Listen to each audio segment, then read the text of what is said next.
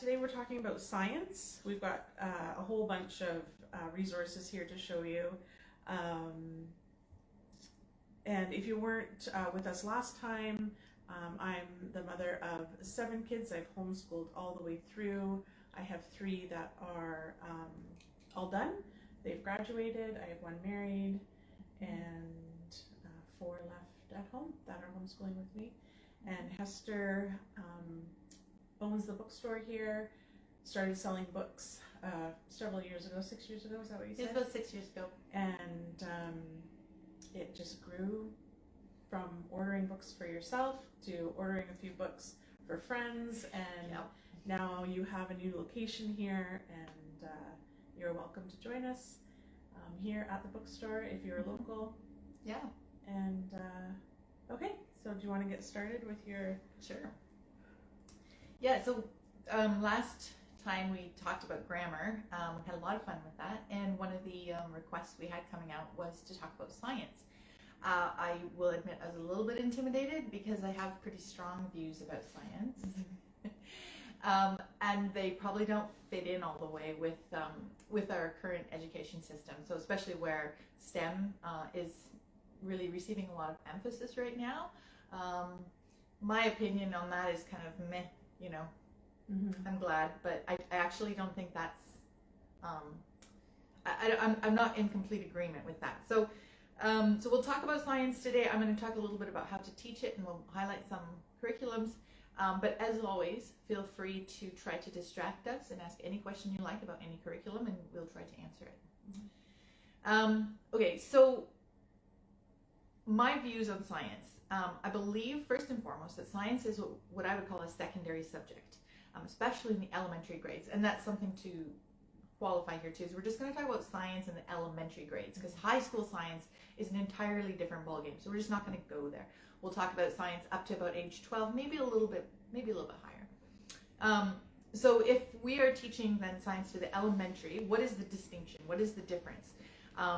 Well, no, let's start first with what do I mean by a secondary subject.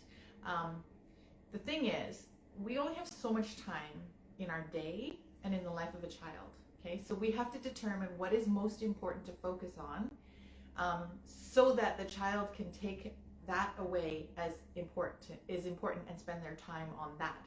We do not want to get into a habit where we're cramming to cover every single subject out there. That's not healthy for the teacher or for the student.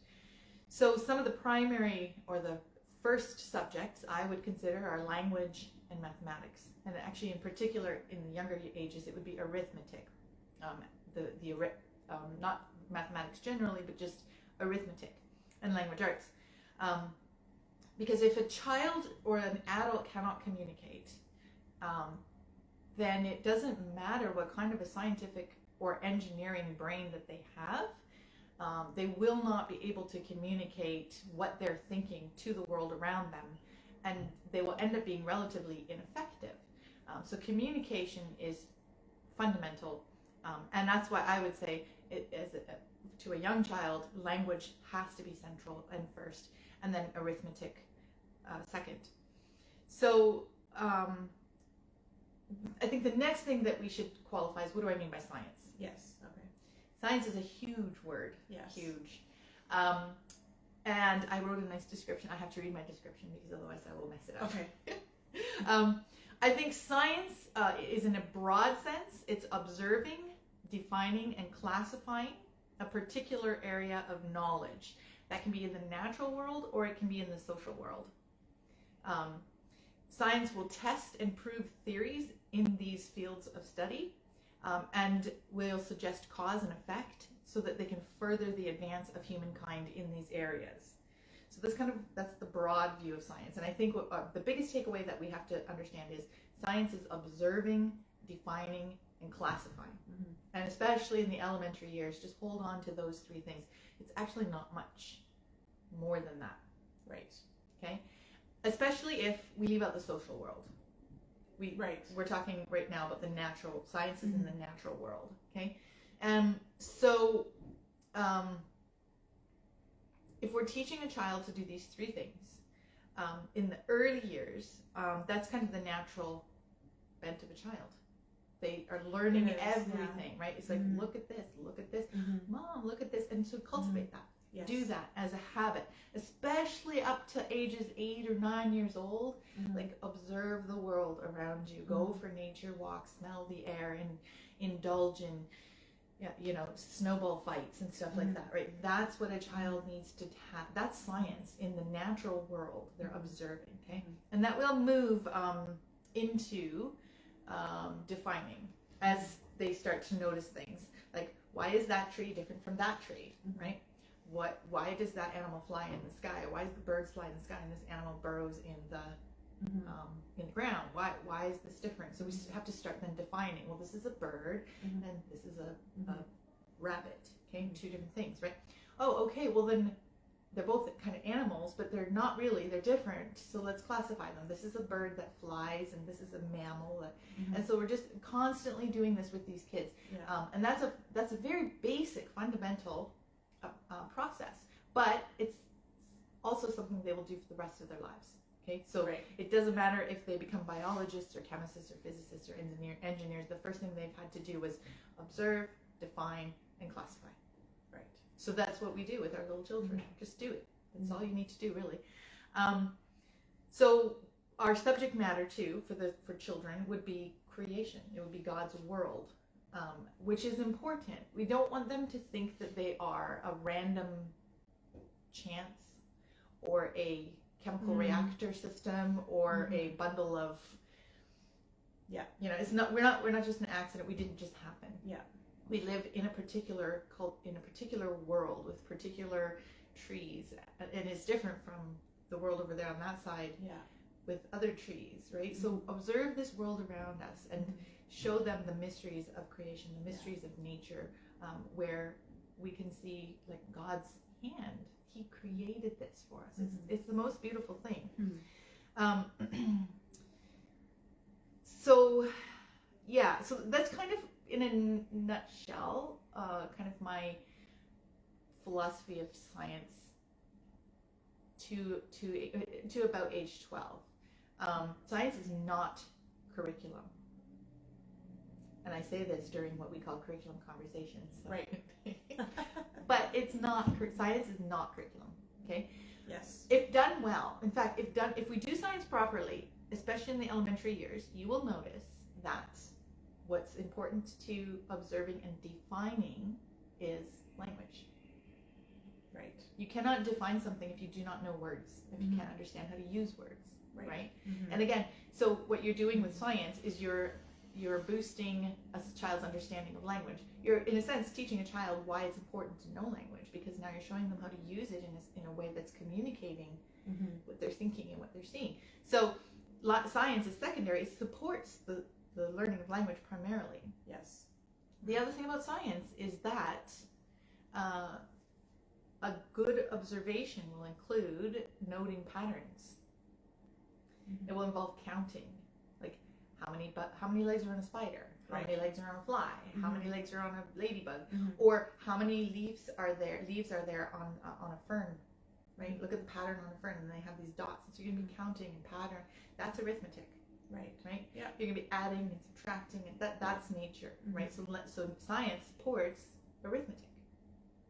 Yes. Right? So this is why I see science as secondary. Yeah.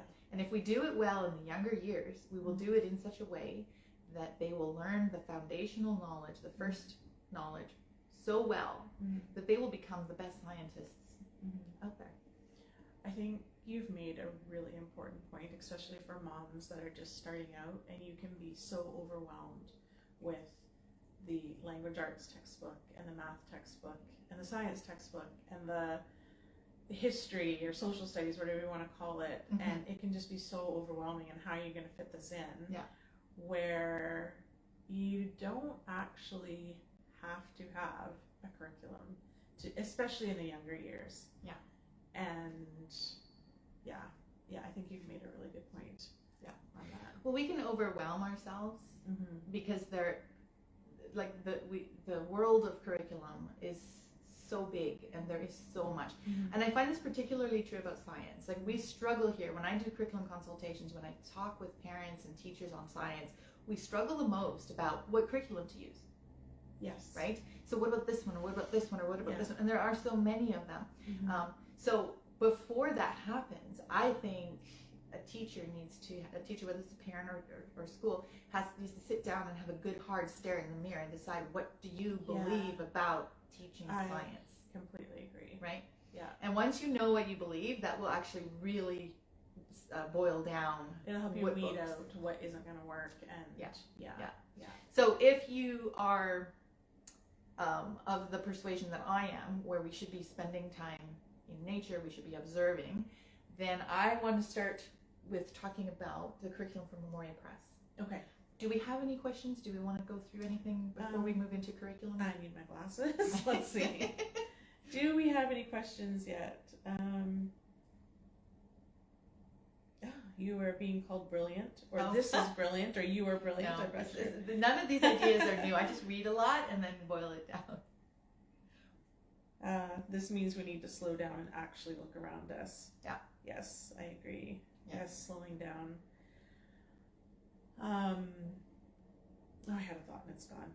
Oh well. So yeah, no questions yet. So you Okay. can keep going. So with that in mind, I'm going to highlight two different curriculums. The first one's by Memoria Press. I love their philosophy of science. It is in line with what we are discussing here. And their curriculum is more of a nature study, a unit nature study, than it is like a textbook. They study for the first, up until grade 8, they use these different unit studies. They'll start with astronomy. So astronomy is about grade 3 or 4, and it's quite simple. And it coincides a lot with, if you're in grade 3 and 4, if you're reading things like Greek mythologies, or you're reading like ancient history, or those early years of education, the beginnings, then astronomy plays a huge part in that, because that was when we started to understand more about what was happening in the sky, right? Mm-hmm. One of the most fascinating things to me is that because of the understanding of astronomy, Christopher Columbus realized that the Earth had to be round. Right. Right? Mm-hmm. So the sciences are so connected with each other. As you're studying history and you're trying to understand what motivated these people to do what they did, well, astronomy is incredibly important to that, right? So this is just a very simple study of astronomy. It studies the different constellations, and it studies the different sky as the seasons change. Okay. Very basic. It's just learning to name the stars, an exposure to astronomy. So very simple, grade 3 or 4. And then they move into mammals comes before that. We're just going to skip mammals. Mammals is very, very basic. Okay. It's every kid loves zoology. Every kid loves mammals, and so it's just kind of a unit study on mammals and the different classifications. And keeping in mind that any of these books that I'm reviewing here from Memoria Press can be used over a wide range of students. Okay. So you could say, like, if you're homeschooling, up to grade 6, you pick one of these, you're good. Right. Okay. You don't need to have one for each grade. Okay. So another one. So the next one that they would select is the Book of Insects. What I love, again, so they have the storybook, the reader. You can read through this. There's the Peterson's Guide to Insects, which you will take along on your walks, and then you'll just go through studying various insects. There's sketching, there's questions, there's vocabulary. It very simply, it's more like a guide to how and when to study insects. You don't need this. You could just say, as a homeschool mom or a teacher, you could say, we're going to go out and every week we're going to find a new insect, and we're going to grab a couple of field guides, and we're going to figure out what they are, and we're going to study them. But what this does is it gives a bit of a structure and a bit of a spine to what you're going to be studying, and at what time. And the sketching, I think, is really important as well. And again, so when in a classroom with lots of students, what you would be doing is having your older students fill out the student workbook, and have your younger students get them a sketchbook, something like this. This one here, this is John Laws. We've just brought some of his stuff in. He's doing incredible. amazing work with sketching. So it's just a very simple, beautiful sketchbook with some tips in the back. If you wanted to get fancy, but you could get even less fancy. You could go to the dollar store. You could go to the dollar store. Sketchbooks at the dollar store. Yeah. Confession? I go to the dollar store. You don't have. I love this four book. of those. I know all of those books are so beautiful. Oh, they're so beautiful. Yeah. And if I had the money to burn, I would buy one of these for each of my kids. But we go to the dollar store. Yeah. Choose. Yeah. Okay, well, so mom could have that one. Oh, and that's a good idea. Yeah. Mom could have that one, and then the kids could have the dollar store version. Like modeling. I don't know, something. Just. I need an excuse for this. I know. So that's insects, and it just moves on through trees. Oh, I love their trees unit. That's the one I want to do next. Or I haven't done any of those, but I want to do that one with the kids. And I would say that's one of the things I like about this Memoria Press science is that you don't have to do all of them. Mm-hmm. Like you could just 1 year decide you just want to do trees. You don't have to move on to the next level. You don't have to start in astronomy and then move on to insects. You could just go, you know what? My child has a fascination right now about insects, and just pick up that and run with it.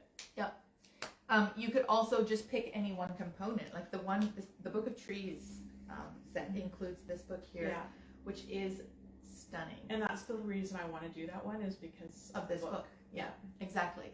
So that's the other thing. You could say, oh, we're just going to get this book, or we're going to get a book on trees, and we're going to go and observe trees and see how many of these we can find.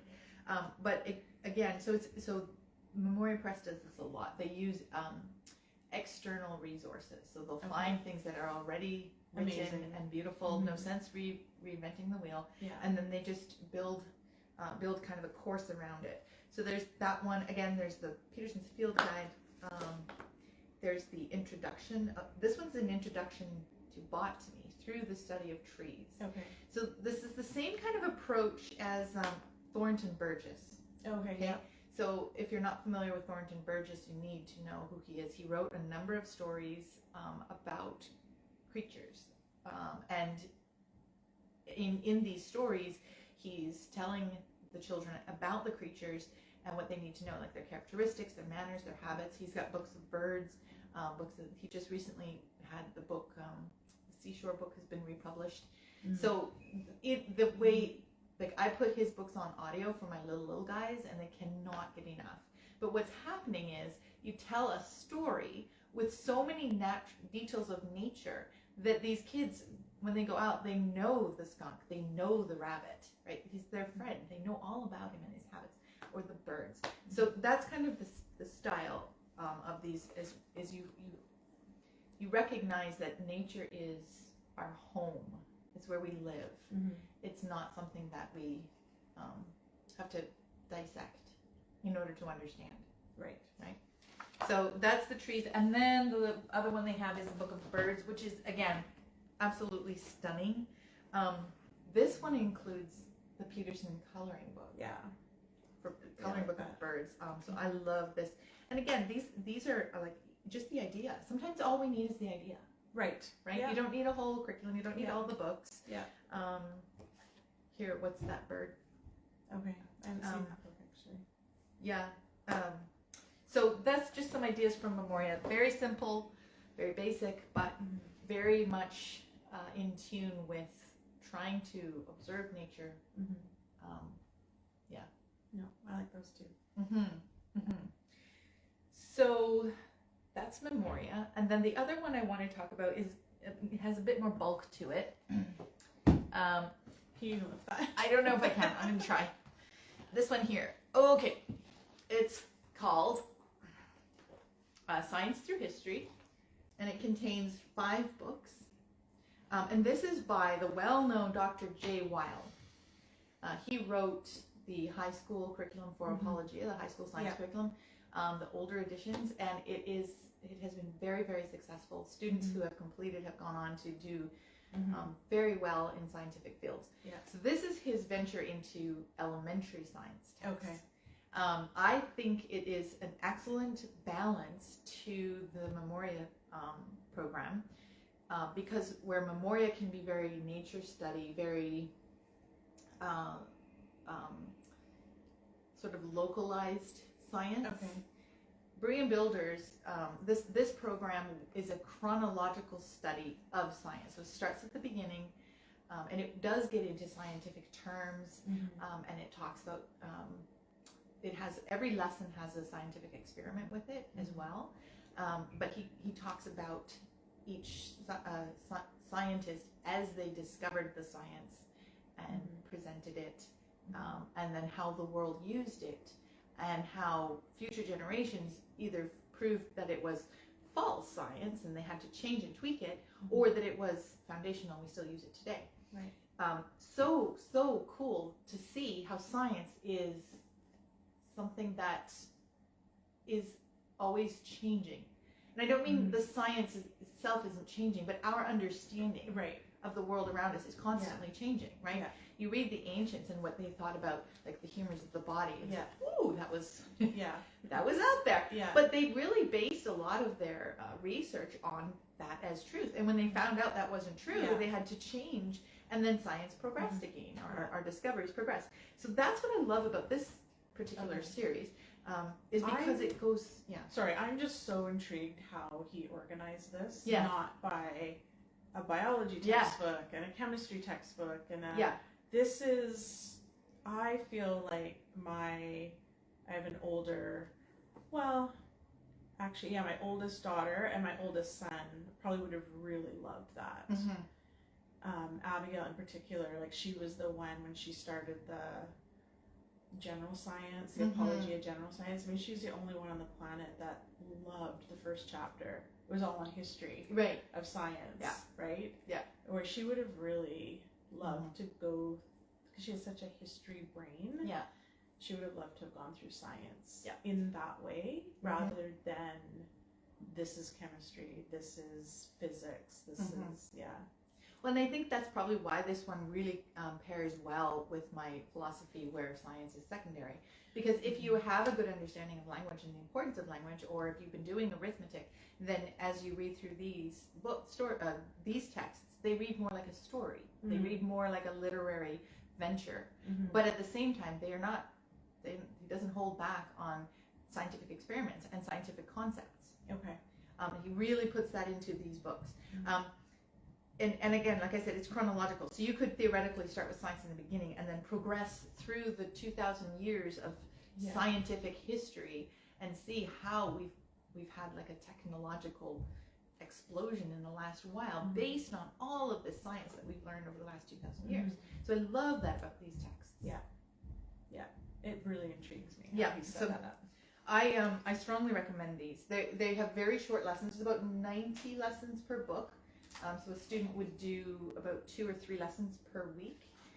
There's a list of all the supplies you need for experiments. It's all kitchen stuff. Don't worry, nothing special. And it has experiments. Every single lesson has an experiment. I personally would not do every single experiment in this book. Wouldn't. No. Oh. And I'm not a fan of collecting stuff for experiments. Me neither. The tongue depressors and the cotton balls and the, I don't know, just the thing, I really don't like that part of it. And you know what, you've gone to sit down to do a lesson and you realize, I actually don't have cotton balls today. I used the last one yesterday. You know, even, I don't know, it's a very frustrating part for me, for science. Then you're delayed, and then you text your husband, can you bring this home on the way home? And then it's just a whole thing that really drives me crazy. It is a thing. Yeah. But I do think that scientific experiments are important. I know, and the kids enjoy them. So the way I see them is that scientific experiments kind of expose the mysteries of creation. Say that again? Scientific experiments, They expose the mysteries in creation. Yeah. Okay. Like the experiment we did to show that we actually see upside down. Right. Like our vision has been turned around. Mm-hmm. And there's a science experiment, and I don't remember it because Right. confession, I don't like science experiments any more than you do. Right. I think you're probably better at following through with them though. So I have to force myself. Yeah. And then I probably psychologically somehow just suppress the memory of it because it was so, I didn't like it at all. Yeah.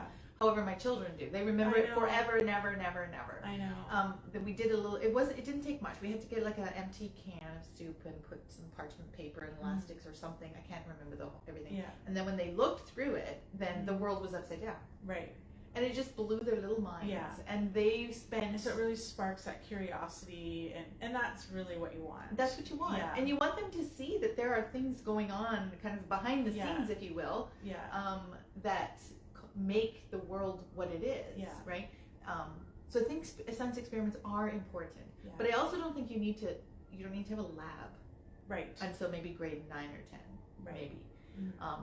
You don't need to have a lab, and you don't need to go crazy. Like you don't need to go to like the chemical store and buy all these weird things and make explosions. Like you just don't need to do that. Right.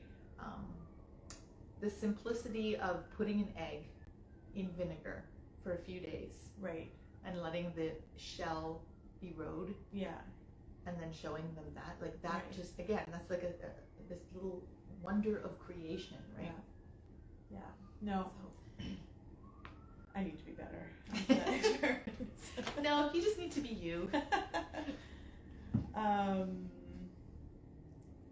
Okay, so this one sounds really cool. What age is it geared for? That would be the history. The Berean Builder one? Yeah, the Berean Builders. All these books, so there's 5 of them, all of these books are solidly within 2 to 6, and you can use any of them within grades 2 through 6. Yeah. So I would say, in fact, I wouldn't even put a lower grade on it. And I would say up to age 12. Yeah, and I would say if your oldest is grade 2, don't bother. No. Yeah. No. Don't bother if your oldest is grade 2. I agree. It's too soon. Yeah, it's too soon. There are way more casual things that you can do just to spark that interest. Do the experiments, get some great picture books, go for the nature walks. But this would work if you were wanting to teach everybody all at once and you had some older students. Yeah.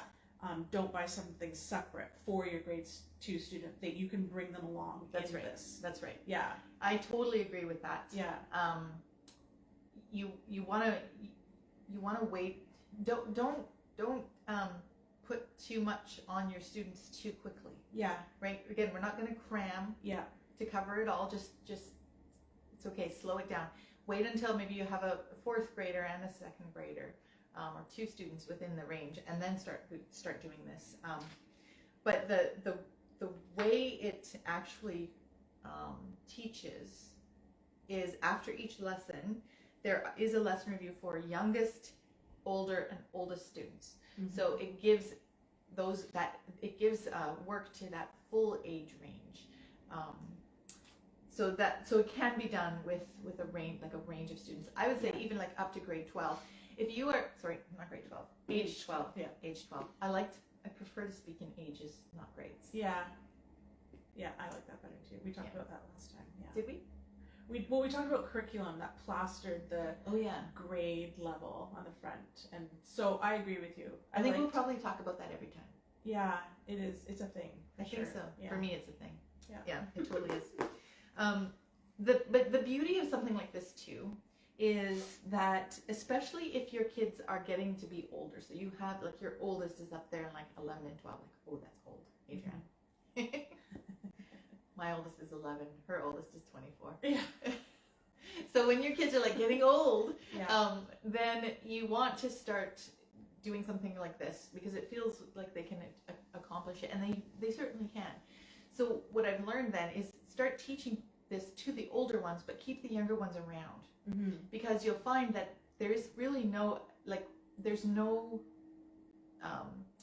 don't have to ban the 5-year-olds from the higher level science class. As a matter of fact, if your 5-year-olds will always benefit from homeschooling, because your 5-year-olds, when you have these older kids, are going to be the ones that get everything all the time, constantly, and you don't even have to try. Yeah. Right.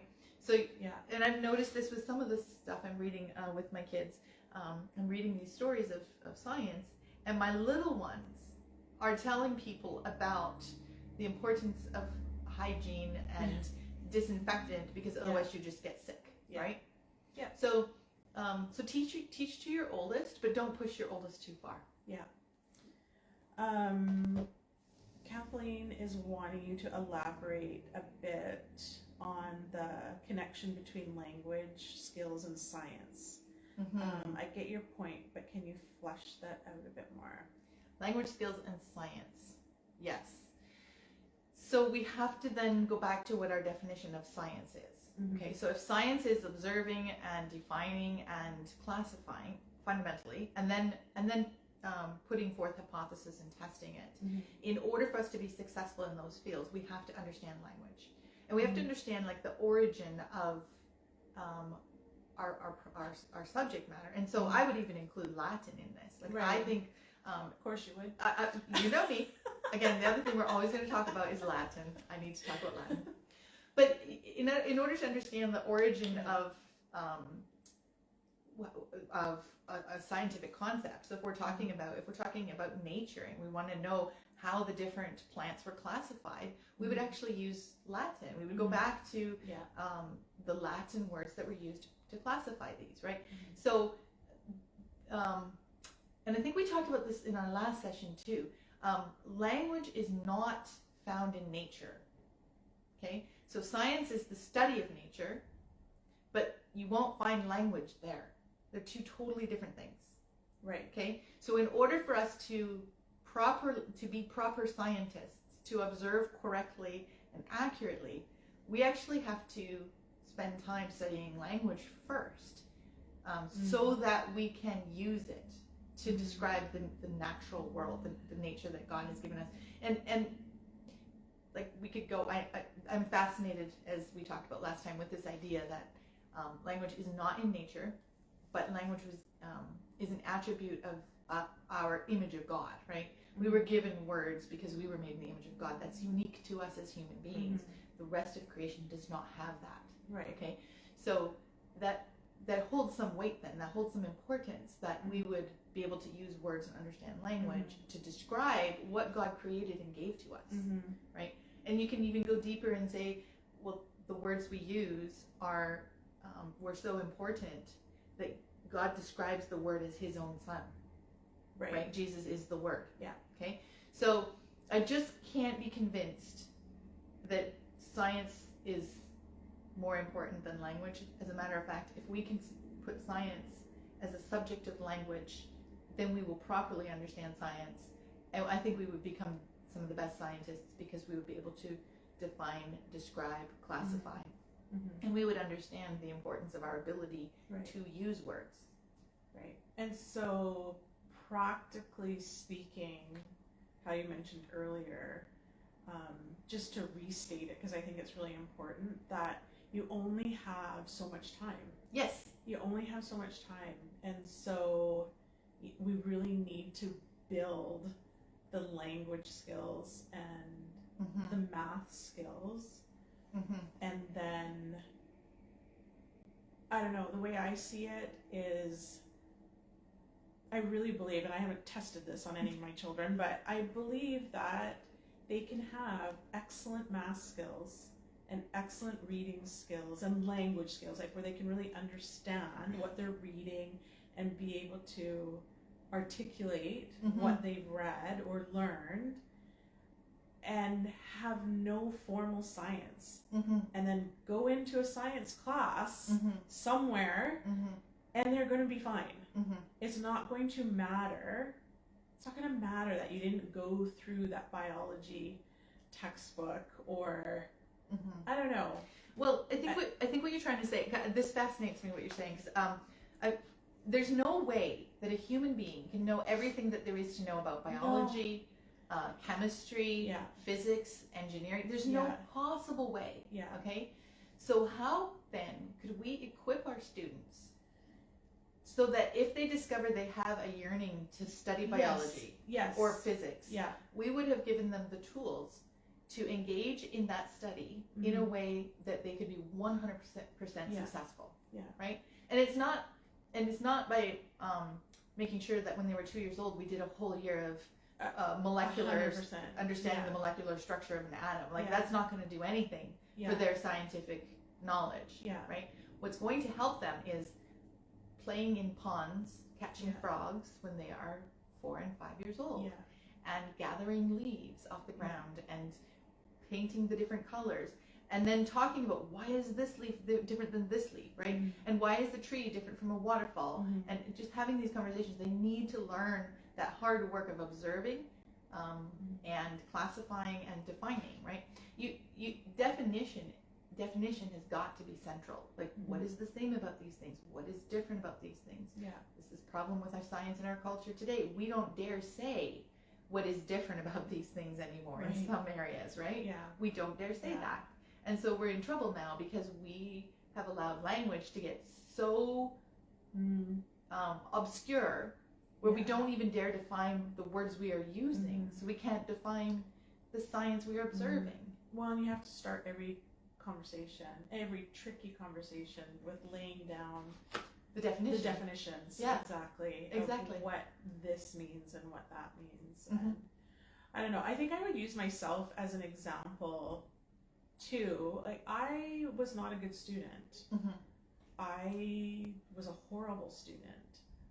But I did go to college and university, and I didn't have a good foundation of biology and chemistry and all of those things, math even, which I struggled more for sure in that area because I didn't have those. But if you can read, like I did well at college in a biology class that I took because, I don't know, something shifted for me when I matured and got older, and I was just interested. So I was able to learn it. I didn't need to know. Now, could I have taken a 4th year biology class? Well, no.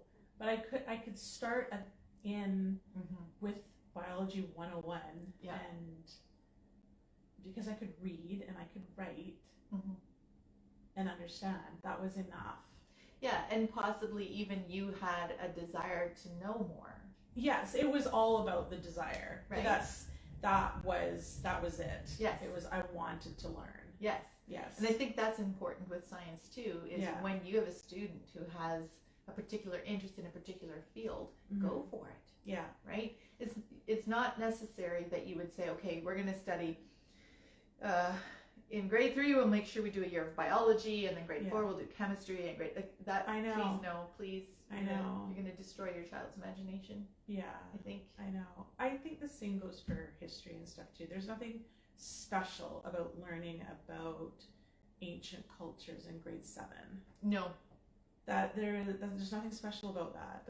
Yeah. They can learn it in grade 4. Yeah. Or they can learn it in grade 8. It's not. Yeah. It's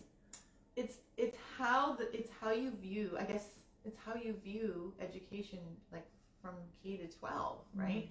Do you have a path, or do you have an understanding of a progression of how a student should learn or how a child should learn? Or is it just a random bunch of, okay, well, we have to do this, so why don't we just do that? I don't know, we got a gap here in 7. Yeah, we got a few hours in grade 7 on this day. Let's do that course right now, right? Like, is it this random eclectic gathering of things, or is it like this? Have you thought it through? Do you have a thought, a coherent thought of the progression? So I hope that helps, Kathleen. Let me know if you're wanting us to even talk more about that, because it looks like we could really keep going. Or maybe we're a bit long-winded. Yeah, that could be it too. Very long-winded. I could go on forever. I know. Okay. I recently started a nature group with some friends. I'm very encouraged by this discussion to pursue more of a nature study. Oh, that's good. Yeah.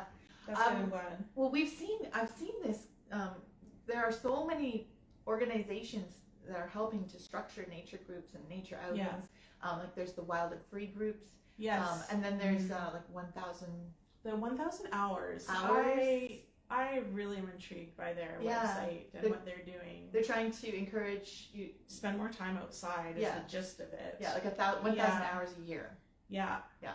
It's hard to do. It's really hard to do. And it doesn't have to be active, and it's not that it has to be active, or it could just be reading a book. It doesn't have to be nature study. It's just to get outside, and it can just be reading. It could be eating your meals out there. It could, totally random.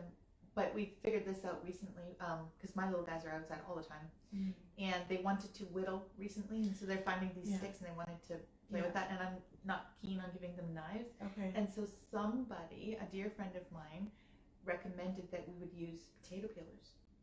Oh, interesting. Yeah, so now they have these sticks, like just grab a stick and get a potato peeler, and they're like sharpening points on them, and they're creating all kinds of things. And it works because they can play with the wood and create something, but they're not in danger of cutting themselves. Okay. So that's a freebie for you. There totally you go. random thought that just popped in my head. There, awesome. Okay, so I don't see any other questions right now. So let me. Do we have time? What time is it? It's 4:45. So is it already? Yeah, I know. That goes by fast. Okay.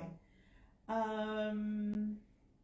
Okay, so this is going to be mostly just sort of trying to capture everything that we talked about. But when do you think formal science really is? You really should do. Right. You really should. Now's the time. Give them a sampling of some formal science, an actual curriculum. There's two different times. Okay. So academically, that would be at about grade 8, 9, 10-ish, kind of easing them into that. And that's where I would say start with like a earth science course, and then maybe move into biology or chemistry. I would say keep it refined. This idea of general science is not a good idea. There's too much. There's way too much, and it intersects with the other subjects, and who knows what's what. Okay. It's that concept again of let's not cram to do it all. Let's do one thing well. So maybe at grade 7, if they're not keen, push it to grade 8. Like I would be fine with grade 10, right? Starting something formal at grade 10. Yeah, I would too. Again, it's not. It's like with the conversation about reading, right?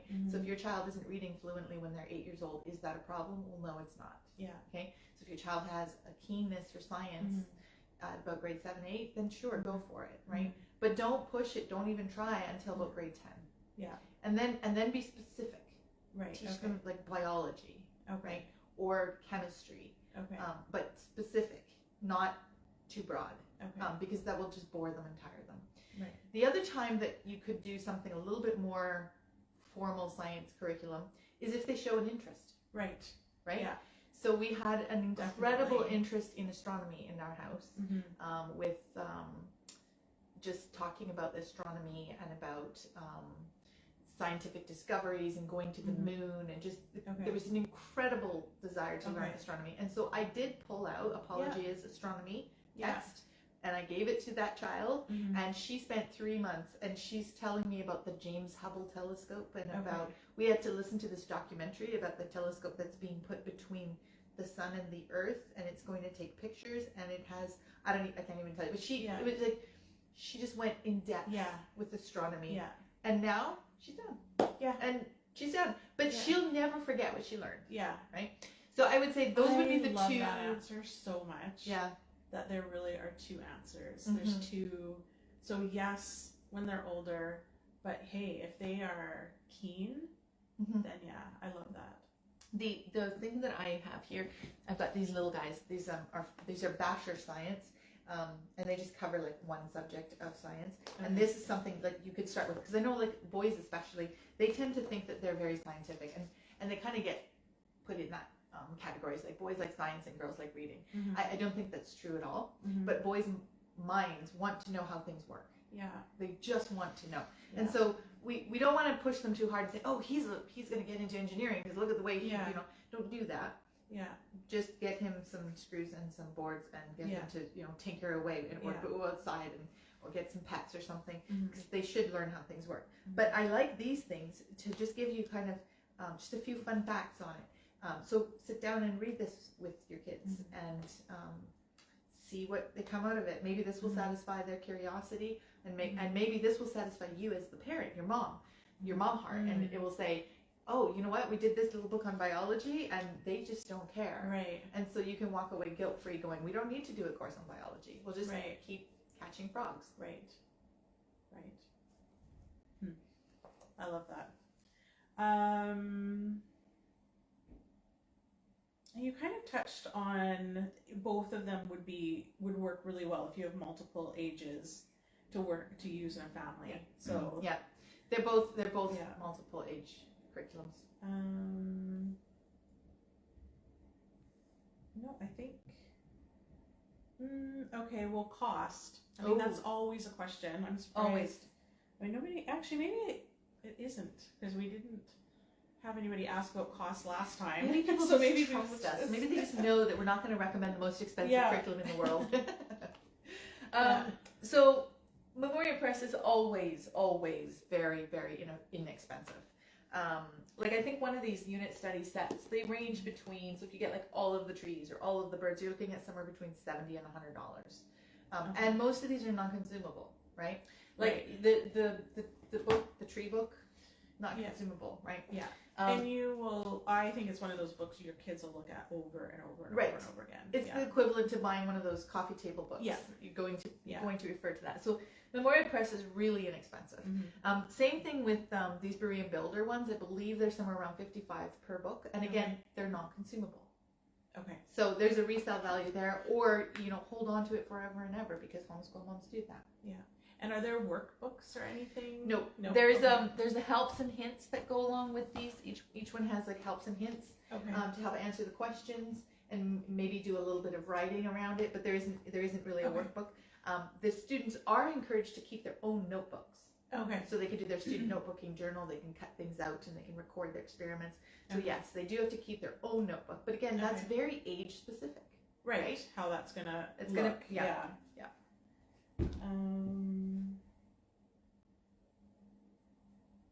Okay. Yeah. So definitely there are people out there that are fans of the nature focus, and especially for elementary school. Yeah. So unless you guys have any more questions, I think we'll probably wrap things up. We are going to meet here on May 26th in person. So if you are local and you want to come visit us and get your hands on these books and pore over them and try to figure out what you're going to do for next year, then you are welcome to join us on the 26th. And was that 7? Did we start at 7?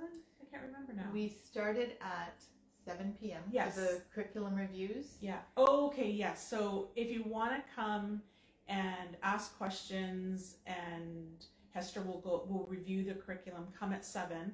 But if you want to just come for late night shopping, put the kids in bed, and then come, then 8 o'clock. Yeah, we'll start at 8 o'clock. Yeah, we'll start at 8. Mm-hmm. And we also want to know what you want to for us to talk about next. So if you have some ideas of curriculum that you really want us to talk about, let us know in the chat, and we will figure that out for next time. Yeah, we'd love to. Okay. Yeah, and you can always, if you're local, you can always come into the store. We're open daily from 9 to 4:30, and you can just make a cup of tea and sit in the lounge and read some books. Yep. Bring a lunch because you'll stay a while. Yeah. All right, thank you so much for joining us, and we will be back next month. Yeah, sounds good. Okay, bye.